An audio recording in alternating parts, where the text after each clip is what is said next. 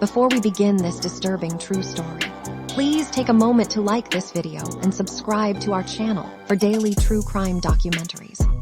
Your support helps us continue sharing these important stories.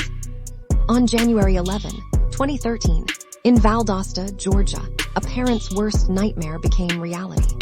17-year-old Kendrick Johnson never returned home from Lowndes High School. What followed would become one of the most controversial and mysterious death investigations in recent memory. Kendrick, known to his friends and family as KJ, was a dedicated student and talented athlete. Standing at 5 feet 10 inches, he was a valued member of his high school's basketball team, with dreams of playing at the collegiate level. His teachers described him as respectful and hardworking, while his family knew him as their beloved son and brother who never caused trouble. On that fateful January morning, Kendrick attended his classes as usual. Security cameras captured him entering the gymnasium during lunch period. This would be the last time Kendrick was seen alive. The following day, students at Lowndes High School made a horrific discovery. Kendrick's body was found upside down in a rolled-up wrestling mat, his feet visible from the top. The initial investigation by local law enforcement concluded that Kendrick had accidentally died while trying to retrieve his shoes, which he allegedly stored inside the mat. According to this theory, he became trapped and died from positional asphyxia.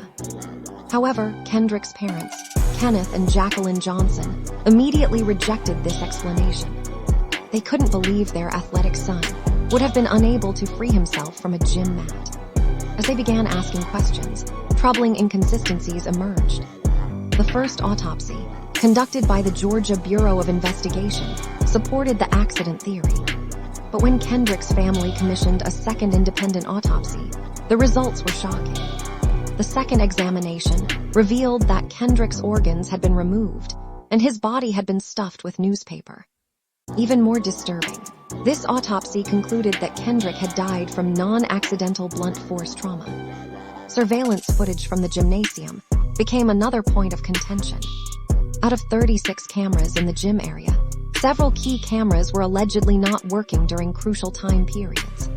The available footage showed Kendrick entering the gym, but what happened afterward remains a mystery. As news of the case spread, questions multiplied. Why were Kendrick's clothes and some personal items missing? Why did the initial investigation seem rushed? Why were there unexplained injuries on Kendrick's body? And perhaps most disturbingly, why were his internal organs removed and replaced with newspaper? The case attracted national attention, with civil rights activists and supporters calling for justice for KJ. The Department of Justice launched a federal investigation in 2013. But after nearly 2 years and 100 interviews, they announced that there was insufficient evidence to support federal criminal charges. The Johnson family filed multiple lawsuits, including a $100 million wrongful death lawsuit. They alleged a massive conspiracy involving local law enforcement and school officials. While most of these lawsuits were eventually dismissed, the questions they raised remain unanswered. In 2018, the case was reopened by Lowndes County Sheriff Ashley Polk. However, this investigation also concluded that Kendrick's death was accidental, a finding the Johnson family continues to dispute. Today, more than a decade later, Kendrick Johnson's death remains a source of controversy and pain. His family continues their fight for what they believe is justice for their son. The case has become a symbol of disputed investigations and racial tensions in the American justice system. As we conclude this tragic story, we're left with more questions than answers.